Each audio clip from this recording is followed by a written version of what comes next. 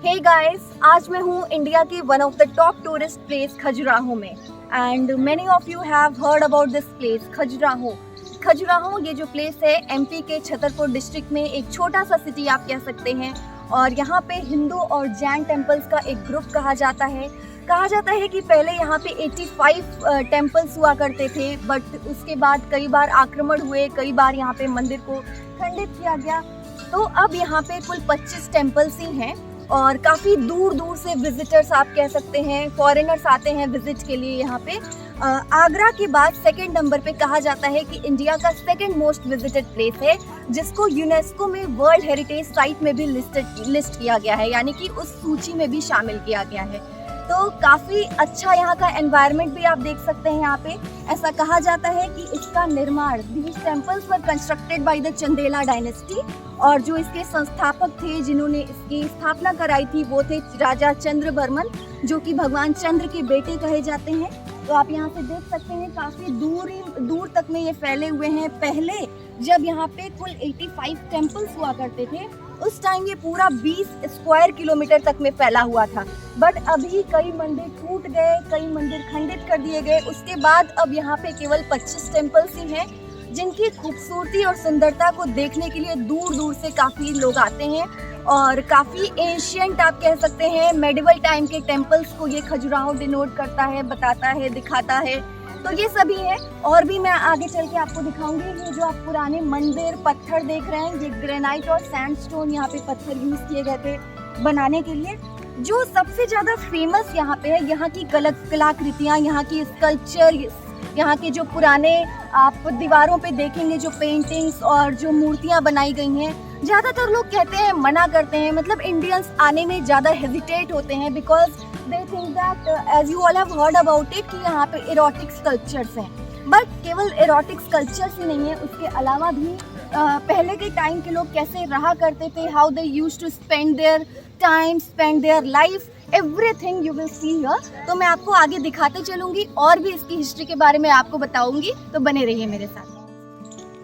MP के Chhatarpur district में स्थित खजुराहो पहले खजूर के जंगलों के लिए मशहूर था, क्योंकि कहा जाता था कि यहाँ पहले खजूर का बागीचा हुआ करता था और इसी वजह से इसका नाम खजुराहो पड़ा। 1986 में यूनेस्को ने खजुराहो के टेम्पल्स को अपने वर्ल्ड हेरिटेज की लिस्ट में शामिल कर लिया और खजुराहो के इन फेमस टेम्पल्स में कलाकृतियों के माध्यम से मेडिवल टाइम पीरियड की महिलाओं की ट्रेडिशनल लाइफस्टाइल को बेहद शानदार ढंग से प्रदर्शित किया गया है। चंदेला एम्पायर के टाइम पीरियड में बने इस वर्ल्ड हेरिटेज में एरोटिसिज्म यानी कि कामुकता की अलग अलग कलाओं और आसनों को बेहद क्रिएटिव तरीके से स्कल्पचर्स के माध्यम से यानी कि मूर्ति कला के माध्यम से प्रदर्शित किया गया है। और ऐसा कहा जाता है कि चंदेला साम्राज्य में जितने भी चंदेल वंश आए उन सभी ने एक एक मंदिरों का निर्माण करवाया था। These all the temples of Khajuraho are divided into 3 groups: Eastern group of temples, Western group of temples and Southern group of temples। तो आज मैं हूँ वेस्टर्न ग्रुप ऑफ टेम्पल्स में, जहाँ पे कुल 6 मंदिर हैं और आप ये जो मेरे पीछे ये मंदिर देख रहे हैं ये लक्ष्मण मंदिर है। तो मैं इसके अंदर एंटर करूँगी और आपको यहाँ की कलाकृतियों को दिखाऊंगी और अंदर क्या नज़ारा है वो भी दिखाऊंगी।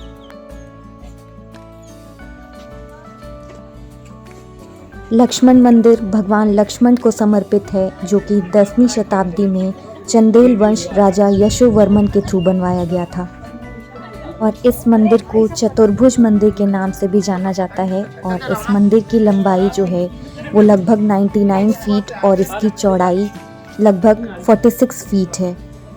और यहाँ से इस मंदिर के गर्भगृह में जाने का रास्ता है और यहाँ पे आप देख सकते हैं इस मंदिर की जो बाहरी दीवारें हैं उन पे काफ़ी खूबसूरत तरीके से इन मूर्तियों को, इन स्कल्पचर्स को बनाया गया है।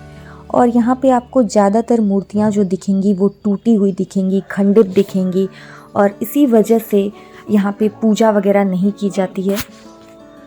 और आप सभी सोच रहे होंगे कि इन सभी मूर्तियों को अगर ये मंदिर है तो खंडित क्यों किया गया, और अगर टूटा भी तो बाद में इन सभी मूर्तियों की रिपेयरिंग क्यों नहीं हुई। तो मैं बताते चलूँ कि ऐसा इसलिए है कि पहले के टाइम में कई सारे मुस्लिम रूलर आए जिन्होंने इन मूर्तियों को खंडित किया। उसके बाद यहाँ आसपास के रह रहे लोगों ने या फिर और भी लोगों ने इन मूर्तियों को खंडित कर दिया। वो ऐसा सोचा करते थे कि ये मूर्तियाँ जो हैं अश्लीलता को बढ़ावा देती हैं, अश्लीलता को दिखाती हैं। तो इसी वजह से इन सभी मूर्तियों को वो लोग धीरे धीरे खंडित करते गए। और मैंने बताया कि जिस तरीके से यहाँ पहले कुल 85 टेम्पल्स हुआ करते थे, धीरे धीरे वो घट करके केवल 25 ही रह गए हैं। हालांकि ये विश्व की धरोहर में शामिल हो गया है, तो इसको प्रिजर्व किया जा रहा है जितने मंदिर बचे हुए हैं। आप यहाँ पे इन खूबसूरत कलाकृतियों को देख सकते हैं। यहाँ आप देख सकते हैं कि ये लोग भी घूमने आए हुए हैं और इन सभी लोगों ने गाइड किया हुआ है। और देखा जाए तो अगर आपको एग्जैक्टली इस मंदिर की पूरी हिस्ट्री को जाननी है, तो अगर आप गाइड कर लेंगे तो वो गाइड आपको पूरी तरीके से सभी मंदिरों को घुमाएगा भी और इनके बारे में भी बताएगा। अब मैं चल रही हूँ दूसरे मंदिर की तरफ, कंदरिया महादेव का मंदिर। कंदरिया महादेव का मंदिर जो है सबसे खजुराहो में सबसे भव्य मंदिर कहा जाता है और इसकी ऊंचाई सबसे ज़्यादा है। तो चलिए अंदर लेके चलती हूँ और दिखाती हूँ मैं। And one of the most famous and beautiful temple of Khajuraho is Kandariya Mahadev temple. और ये है कंदरिया महादेव का मंदिर। मैं आपको अभी आगे चल के दिखाऊंगी।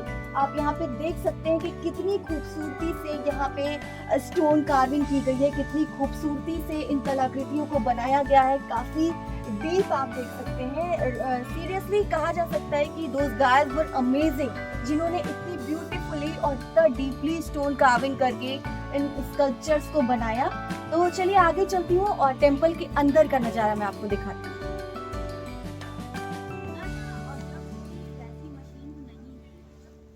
तो यहाँ से हम इस मंदिर के अंदर चलेंगे और इसके गर्भगृह में भी मैं आपको लेकर के चलूँगी और दिखाऊंगी अंदर का व्यू कैसा है। तो यहाँ से इस गर्भगृह के अंदर जाने का रास्ता है। बताते चलूँ कि इस मंदिर का जो निर्माण है वो लगभग 10वीं शताब्दी में हुआ था।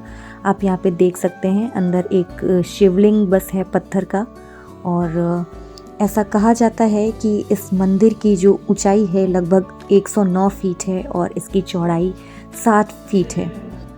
और यहाँ से आप देख सकते हैं इस मंदिर के अंदर का नज़ारा। और कहा जाता है कि कंदरिया महादेव का जो मंदिर है उसकी दीवारों पर लगभग 900 छवियाँ मिलेंगी। और यहाँ पे आप इस खंडित मूर्ति को देख सकते हैं। आपको ये मंदिर देखने से ऐसा लग रहा होगा कि जैसे कॉमन मंदिर होते हैं नॉर्मल, जिनमें हम जाते हैं पूजा करते हैं, उन मंदिरों से ये काफ़ी अलग है, ये खंडित मूर्तियाँ। और इन सभी दीवारों पे आपको ये सभी उकेरी हुई मूर्ति कलाएँ दिखेंगी। यहाँ से मैं बाहर चलती हूँ और इसकी बाहरी दीवारों को दिखाती हूँ। आप देख सकते हैं यहाँ से भी काफ़ी खूबसूरत नज़ारा है। उस टाइम के लोगों ने कितनी मेहनत की होगी, कितना हार्ड वर्क किया होगा, तब जा कर के इस टाइप से आप कह सकते हैं यूनिक मूर्तियों का निर्माण उन लोगों ने कराया होगा। और इन मूर्तियों के जरिए कहा जाता है कि एरोटिसिज्म को स्पिरिचुअलिटी से जोड़ने की कोशिश की गई है। ये मूर्ति कलाएं इतनी भव्य और इतनी अट्रैक्टिव हैं जिसकी वजह से ही खजुराहो के टेम्पल्स को वर्ल्ड हेरिटेज की लिस्ट में भी शामिल किया गया है।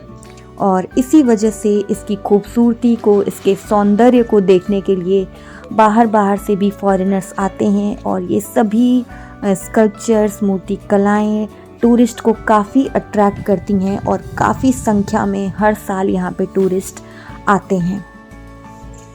इन सभी मंदिरों का कहा जाता है कि जो ज़्यादातर जो हिस्सा है, पार्ट है, उनके कंस्ट्रक्शन के लिए ग्रेनाइट पत्थरों और सैंडस्टोन के पत्थरों यानी कि बलुआ पत्थर का यूज़ किया गया है। और बताते चलूँ कि इन सभी मंदिरों के कंस्ट्रक्शन में 100 साल से भी ज़्यादा का समय लग गया था। और आप इस मंदिर की ऊंचाई को देख सकते हैं। जैसा कि मैंने बताया कि खजुराहो के मंदिरों में सबसे ज़्यादा ऊंचाई इसी मंदिर यानी कि कंदरिया महादेव के मंदिर की है।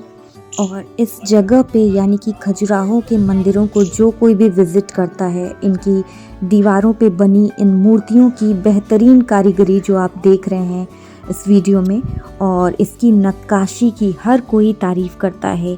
बेहद खूबसूरती से बनाया गया है इन्हें। जगदम्बी टेम्पल, देवी जगदम्बी का मंदिर है। ये काफी दूर तक में फैला हुआ है। मतलब इम्पॉसिबल है कि अगर आप चाहें कि 1 घंटे में आपका सब कुछ कवर हो जाए।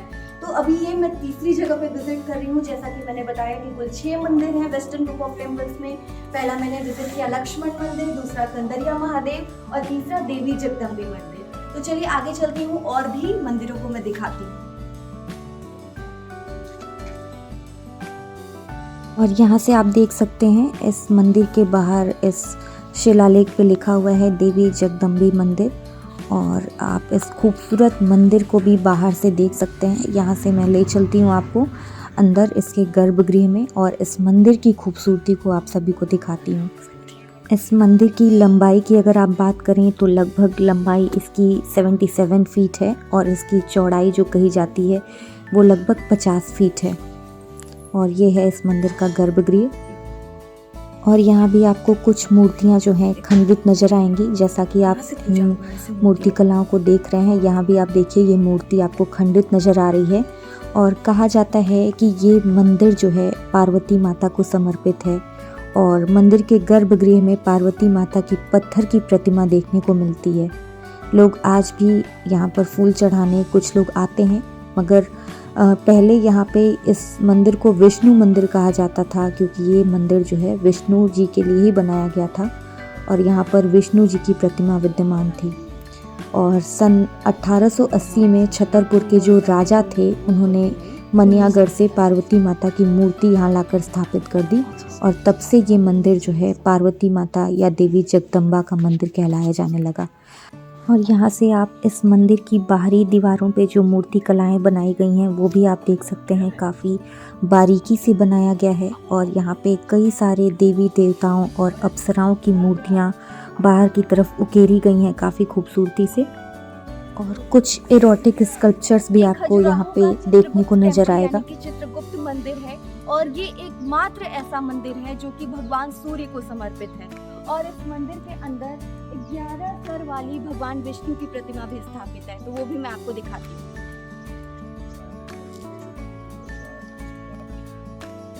तो यहाँ से इस मंदिर के बाहर यहाँ पे एक शिलालेख पे लिखा हुआ है और ये इस मंदिर के गर्भगृह के अंदर जाने का रास्ता है। और यहाँ से मैं आपको लेके चलती हूँ इस मंदिर के गर्भगृह के अंदर। और हर एक मंदिर में आपको यहाँ पे खंडित मूर्तियाँ ज़रूर नज़र आएंगी और यही एक वजह है जिसकी वजह से यहाँ पे पूजा नहीं होती है। और रीज़न भी मैंने आपको बताया। इस मंदिर की जो कहा जाता है कि जो लंबाई है वो लगभग 75 फीट और इसकी चौड़ाई 52 फीट है। इस मंदिर का कंस्ट्रक्शन किस सन में हुआ था इसका हालांकि अभी कोई अनुमान नहीं लगाया जा सकता है, लेकिन देखने से आपको यही लग रहा होगा कि ये मंदिर भी बाकी सभी मंदिरों की तरह ही काफ़ी पुराना है। ये मंदिर जो है आपको देवी जगदम्बा मंदिर के जस्ट बगल में है। यहाँ पे आप भगवान विष्णु की प्रतिमा को देख सकते हैं जो कि जस्ट सेंटर में लोकेटेड है। और ये इस मंदिर का जो एंट्रेंस है उसके जस्ट बाहर का रास्ता है। जैसा कि मैंने बताया कि यहाँ पे भगवान विष्णु की 11 मुख वाली प्रतिमा है और ये इस मंदिर की बाहरी दीवारों को मैं आपको दिखा रही हूँ। सभी दीवारों पे एक से एक जो है मूर्ति कलाएं बनाई गई हैं जो हर एक टूरिस्ट को, हर एक विज़िटर को अपनी तरफ अट्रैक्ट करती हैं और काफ़ी जो स्पेशियस भी है। अब हम विजिट करेंगे दूसरे मंदिर की तरफ। Very tiring. If you want you can take a guide also. अभी मैं नेक्स्ट मंदिर की तरफ चल रही हूँ और बाकी 2 मंदिर वेस्टर्न ग्रुप के बचे हैं वो मैं आपको दिखाऊंगी। खजुराहो टेम्पल्स में से विश्वनाथ मंदिर जो है वो सबसे सर्वश्रेष्ठ माना जाता है और ये वही है विश्वनाथ मंदिर।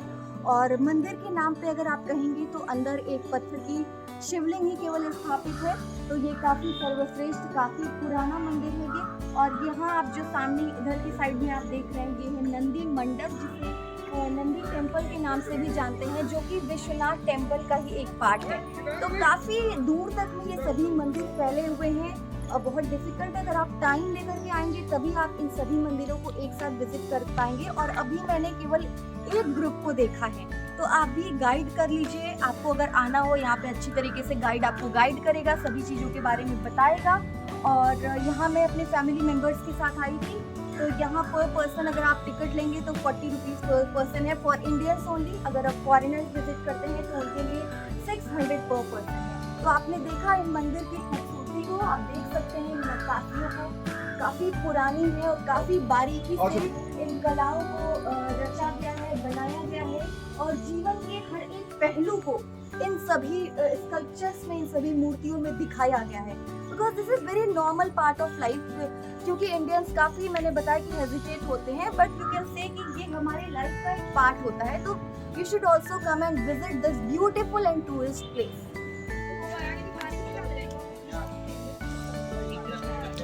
इस मंदिर के बाहर आप देख रहे हैं इस शिलालेख पे लिखा हुआ है विश्वनाथ मंदिर, और इस साइड जो है दूसरी तरफ आपको यहाँ पे इस शिलालेख पे नंदी मंडप लिखा हुआ है। तो ये दोनों मंदिर आपको मैं ले चलती हूँ आगे इन सीढ़ियों से। ये मंदिर जो है विश्वनाथ मंदिर जगत के ईश यानी कि भगवान शिव का ही एक और नाम है जिन्हें यह मंदिर समर्पित है। और ये है इस मंदिर के गर्भगृह के अंदर जाने का रास्ता। और यहाँ पे कहा जाता है कि गर्भगृह के ही एंट्रेंस पर 90 फीट जो है लंबे और अंदर यहाँ पे नंदी यानी कि बैल पर बैठे भगवान शिव की आकृति है। यहाँ से आप देख सकते हैं इस मंदिर के अंदर जो है गर्भगृह के अंदर का नज़ारा। और ये है इसकी बाहरी दीवारों पे जो कलाकृतियाँ बनाई गई हैं। और इन मंदिर के जो शिलालेख हैं उनके अनुसार ऐसा कहा जाता है कि इस मंदिर का निर्माण राजा धंगा की देखरेख में किया गया था। ये मंदिर काफ़ी ऊंचे चबूतरे पर बना हुआ है और इस मंदिर की जो सीढ़ियाँ मैंने आपको दिखाई और इसके दोनों तरफ आपने देखा कि हाथी की प्रतिमा थी जो कि बलुआ पत्थर यानी कि सैंडस्टोन से बनाई गई हैं। तो काफ़ी भव्य मंदिर है ये और काफ़ी खूबसूरत भी है, जैसा कि आपको इस वीडियो में नज़र आ रहा है।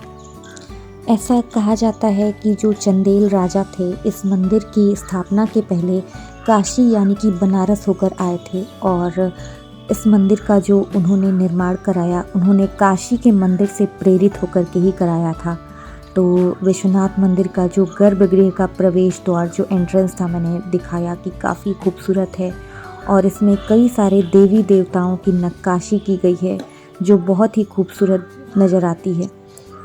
तो चलिए आगे मैं नंदी मंडप या फिर नंदी मंदिर जो कहा जाता है वो मैं आपको दिखाती हूँ। यहाँ से आप देख सकते हैं कि नंदी भगवान की काफ़ी बड़ी प्रतिमा स्थापित है और ये मंदिर जो है विश्वनाथ मंदिर के जस्ट सामने ही स्थित है, क्योंकि कहा जाता है कि नंदी भगवान शिव की सवारी हैं और नंदी मंदिर में आपको काफ़ी खूबसूरत इनकी प्रतिमा देखने को मिलेगी, यानी कि प्रतापेश्वर मंदिर। और इस मंदिर में मेडिवल टाइम का आप कह सकते हैं कि कुछ एग्जाम्पल्स आपको देखे जा सकते हैं और इसमें चंदेल जो वंश थे उस टाइम के आपको कलाकृतियाँ दिखेंगी और कुछ आपको उदाहरण देखने को मिलेंगे। तो आई एम श्योर कि आपको वीडियो अच्छा लगा होगा। वीडियो अच्छा लगा हो तो वीडियो को लाइक करिएगा, फ्रेंड्स को भी शेयर करिएगा और जिन्होंने भी मेरे चैनल को सब्सक्राइब नहीं किया है उनसे रिक्वेस्ट है कि मेरे चैनल को सब्सक्राइब ज़रूर करें। Thank you so much.